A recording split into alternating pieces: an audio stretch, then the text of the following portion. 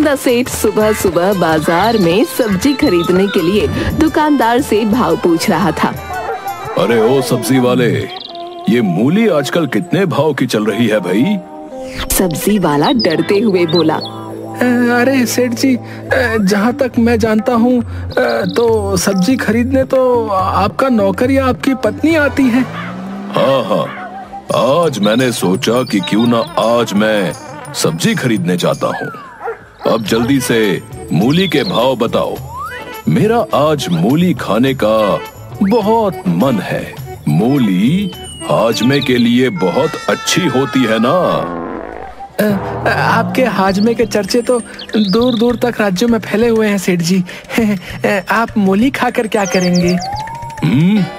बकवास मत करो और मूली के भाव बताओ, समझे? 20 रुपए किलो। 20 रुपए किलो? इतनी महंगी? पहले मैं मूली चखूंगा, उसके बाद खरीदूंगा। इतना बोलकर गेंदा सेठ ने एक मूली उठा ली और उसे खाने लगा। बहुत स्वादिष्ट है। कुछ ही देर में गेंदा सेठ दुकानदार की सारी मूलियां खा गया और दुकानदार से बोला, तुम्हारी मूली बहुत स्वादिष्ट थी। कल मैं तुम्हारी दुकान से आकर मूली जरूर खरीदूंगा। सेठ जी, इसके पैसे तो दे दीजिए। पागल हो गए हो क्या? अरे चखने के कोई पैसे देता है भला? इतना बोलकर गेंदा सेठ वहाँ से चला गया। दुकानदार सर पीटते हुए अपने आप से बोला, अरे मैं तो बर्बाद हो गया, मैं तो लुट गया भैया। ये भुक्कड़ सेठ मेरी सारी मूली खा के चला गया। अरे कलवा डाकू, तू बड़े बड़े लोगों का अपहरण करता है। अरे इस भुक्कड़ का अपहरण क्यों नहीं कर लेता? सारे गांव को मुक्ति मिल जाएगी। अगले दिन गेंदा सेठ सोकर उठकर सीधे अपनी पत्नी से बोला, अरे जल्दी से खाना लगाओ भाई, मुझे बहुत तेज भूख लगी है।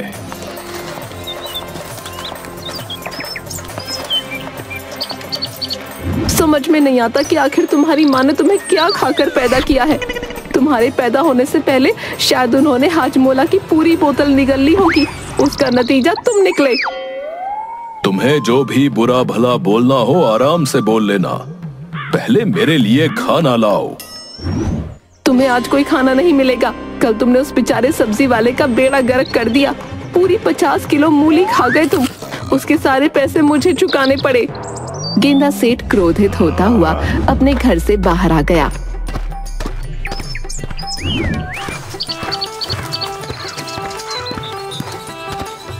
अचानक उसके मन में एक विचार आया। गेंदा सेठ सीधे अपने गांव के बाजार में चला गया।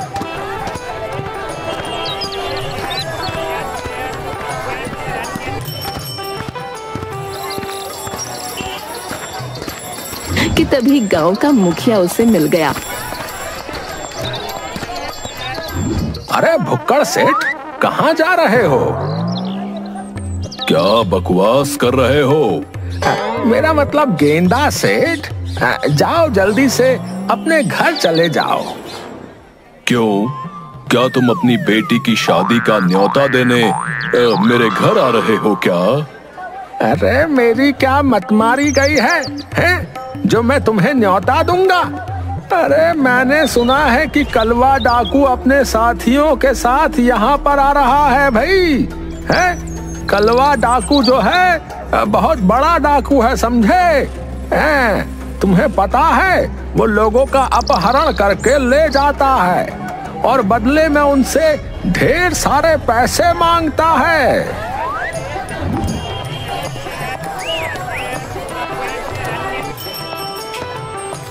इतना कहकर मुखिया वहां से चला गया। गेंदा सेठ मुखिया की बात को अनसुना करके सीधा एक फल वाले के पास जाकर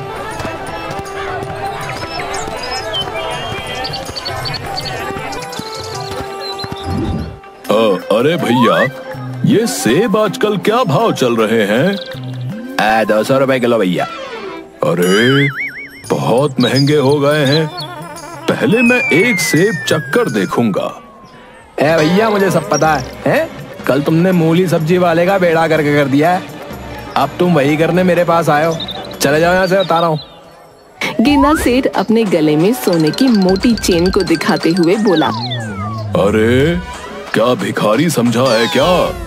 ये मोटी सोने की चेन देख रहा है?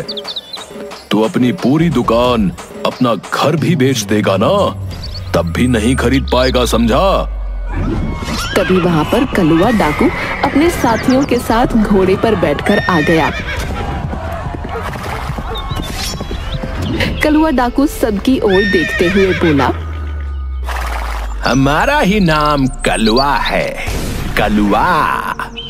हम जहाँ भी जाते हैं, पैसा, सब्जी, फल, अनाज, पानी सब लूट लेते हैं।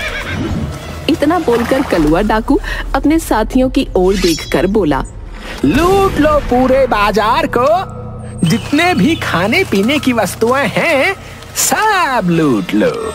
2 महीने आराम से बैठकर खाएंगे। तभी वहाँ पर एक साधु आ गया।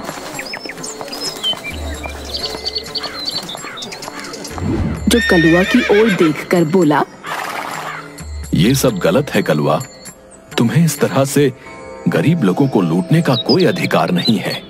कलुआ हंसते हुए साधु से बोला,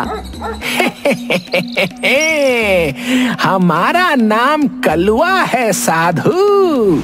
बाप का, दादा का, नानी का, नाना का, सबका नाम थुकाया है इस कलुआ ने। देखो कलुआ, मैं दिव्य दृष्टि से देख रहा हूँ कि तुम्हारे ग्रह सही नहीं चल रहे। आज इस बाजार को लूटने का इरादा त्याग दो, नहीं तो तुम जीवन भर पछताओगे। अरे जा जा पाखंडी साधु, हैं? अगर ऐसी बात है तो मैं पूरे बाजार को लूटूंगा भी, और साथ ही साथ इस गांव में एक अमीर व्यक्ति का अपहरण भी करूंगा। तभी कलुआ की नजर गेंदा सेठ पर पड़ी। देखने में तो तू सेठ लग रहा है। अरे मैं गांव का सेठ ही हूँ, मुझे गेंदा सेठ कहते हैं, गेंदा सेठ। कलुआ गुस्से से बोला, हमारा नाम कलुआ है, बाप का, दादा का, दादी का, नानी का, परनानी का, सबका नाम थुकाया है इस कलुआ ने। बड़े बड़े मूर्ख इंसान देखे इस कलुआ ने, लेकिन तेरे जितना बड़ा मूर्ख नहीं देखा। तूने मुझे बता ही दिया कि तू सेठ है, अब तो मुझे तेरा अपहरण करना ही पड़ेगा। इतना बोलकर कलुआ अपने साथियों से बोला, सारे बाजार को लूट लो और इस गंदा सेठ को भी उठा लो। कलुआ गेंदा सेठ को बंदी बनाकर एक खेत में ले गया।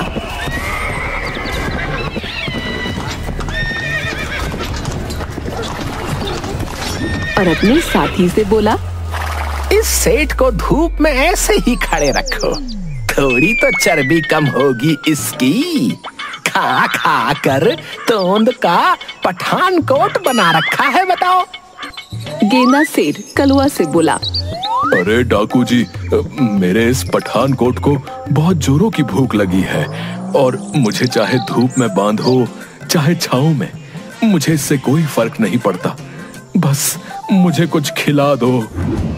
हमारा नाम कलुआ है, बाप का, दादा का, दादी का, नाना का, नानी का, परनानी का, सबका नाम थुकाया है इस कलुआ ने।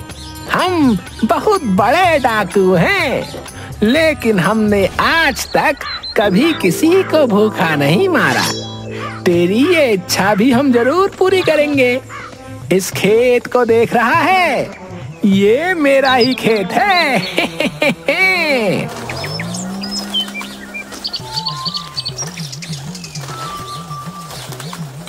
लेकिन आप तो डाकू हैं, प्रॉपर्टी का काम भी साथ में करते हैं क्या?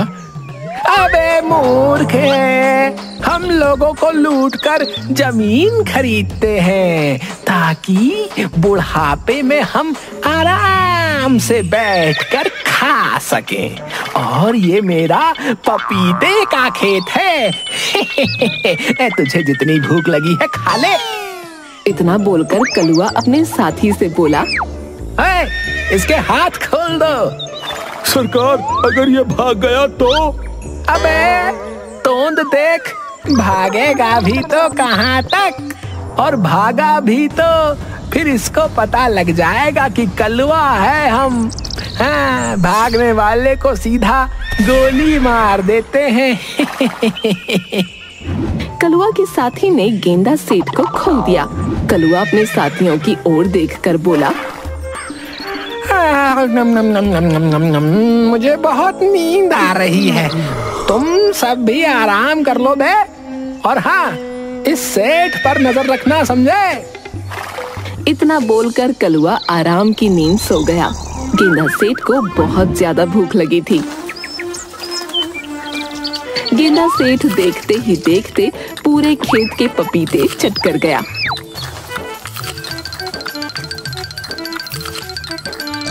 कलुआ जब सोकर उठा तो उसने देखा उसके पपीते के खेत में पपीते का नामो निशान तक नहीं था। अरे, कुछ देर पहले मेरे खेत में पपीते ही पपीते बिखरे पड़े थे, कहाँ गए? क्या हमसे भी बड़ा कोई डाकू आ गया था क्या कोई, जो हमारे ही खेत को लूट कर ले गया?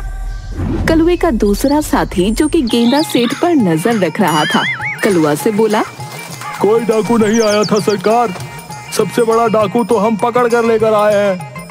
क्या कहना चाहते हो बे तुम? सारे पपीते ये सेठ खा गया। मैंने अपनी जिंदगी में इतना बड़ा भुक्कड़ कभी नहीं देखा। कलुआ अविश्वास भरी नजरों से गेंदा सेठ को देखते हुए क्रोधित होते हुए बोला, हमारा नाम कलुआ है। बाप का, दादा का, दादी का, नाना का, नानी का, परनाना का, सबका नाम ठुकाया है इस कलुआ ने।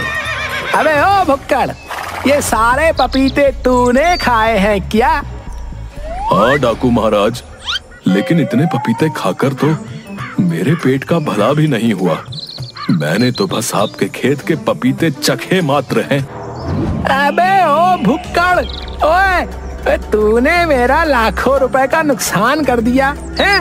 मैं तुझे जान से मार दूंगा बे। इतना बोलकर कलुआ डाकू ने अपनी बंदूक निकाल ली कि तभी उसका साथी उससे बोला, ऐसा मत कीजिए सरकार, ये बहुत ही अमीर सेठ लगता है। अब इसको अभी अपने अड्डे पर ले चलते हैं, उसके बाद इसके घर पर फोन करके इसकी फिरौती मांगेंगे।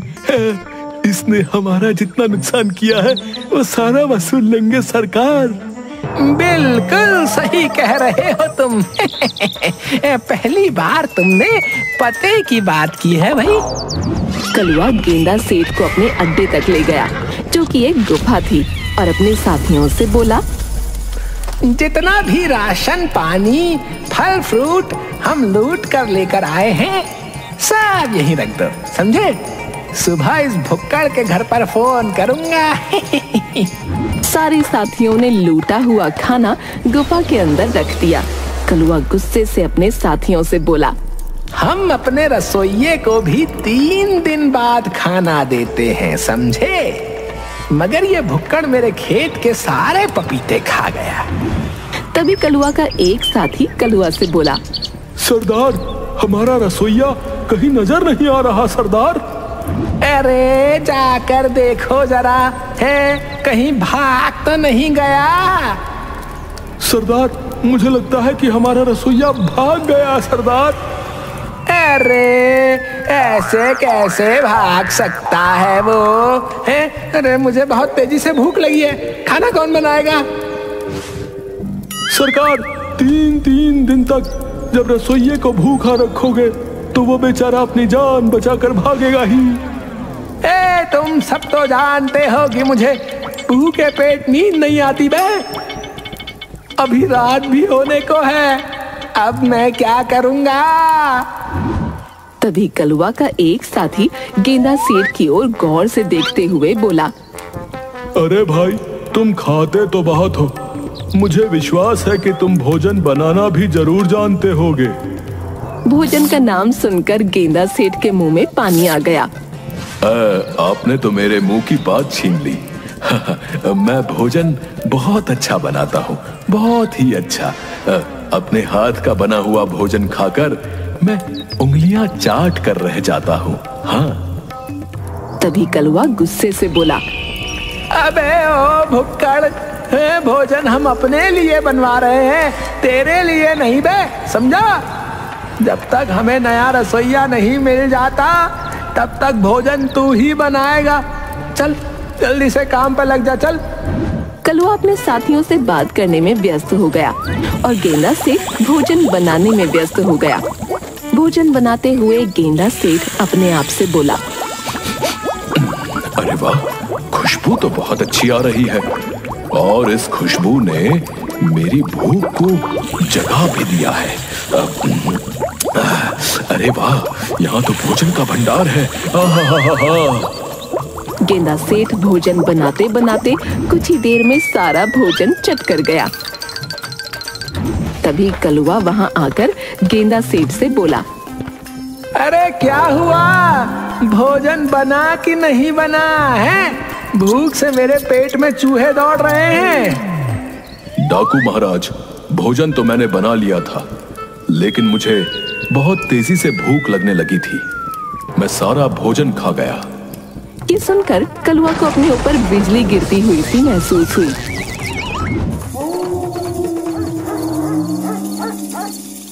अरे किसको पकड़ कर ले आया मैं? कलवा तो समझता था कि अपने बाप दादा परदादा का नाम मैंने ही थुकाया है, मगर इस भुक्कड़ ने तो सारे संसार का नाम थुका दिया रे। तभी कलवा का एक साथी गेंदा सेठ से बोला, क्या गेंदा भाई, क्या तुम वास्तव में सारा भोजन खा गए? और मुझे अभी भी भूख लग रही है। ये सुनकर डाकू के साथी को चक्कर आ गए। कलवा गुस्से से दांत पीसता रह गया। तुझे तो मैं सुबह देखूंगा बे। कलवा और उसके साथी गहरी नींद में सोए ही थे कि तभी उनके कानों में किसी जानवर की आवाज टकराई। कलवा डरते हुए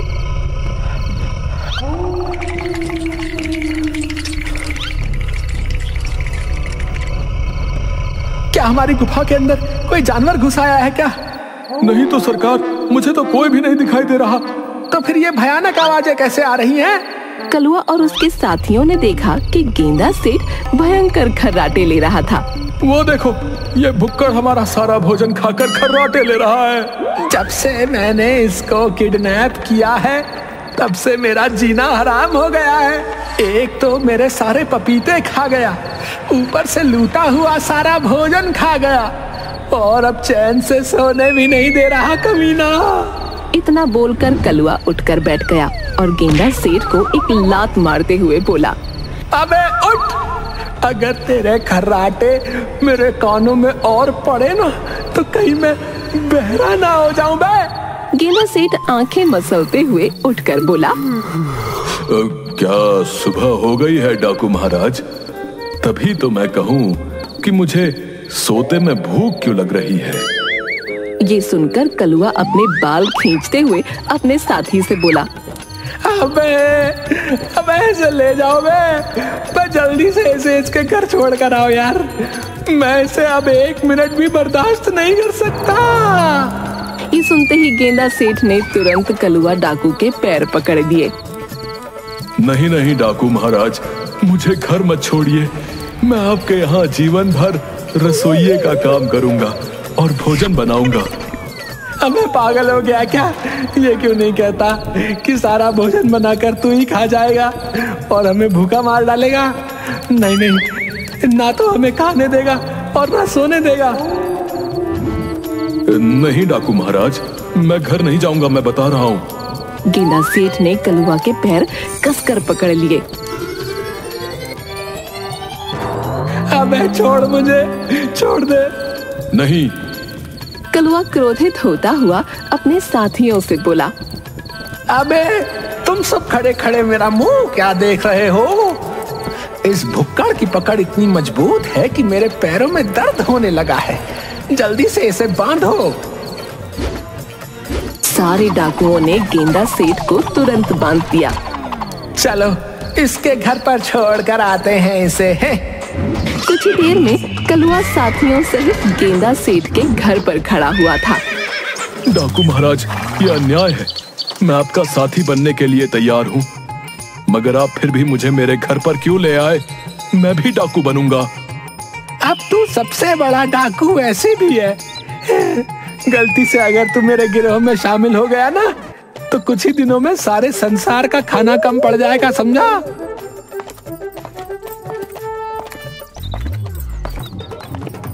इतना बोलकर कलुआ ने एक जोरदार लात गेंदा सेठ के मुंह पर मार दी। डाकू कलुआ वहां से चला गया। गेंदा सेठ की पत्नी गेंदा सेठ की ओर देखकर बोली, तुम्हें तो मशहूर डाकू कलुआ भी लात मारकर घर पर छोड़कर चला गया। सिर्फ मैं ही हूँ जो तुम्हें झेल रही हूँ। मेरे हाथ खोलो। नहीं, हाथ खोलूंगी तो तुम फिर से भोजन मांगोगे। वैसे कलुआ डाकू ने तुम्हारे हाथ पैर बिल्कुल सही बांधे हैं। अब 2 दिन तक ऐसे ही पड़े रहो। ये सुनकर गेंदा सेठ बेहोश हो गया।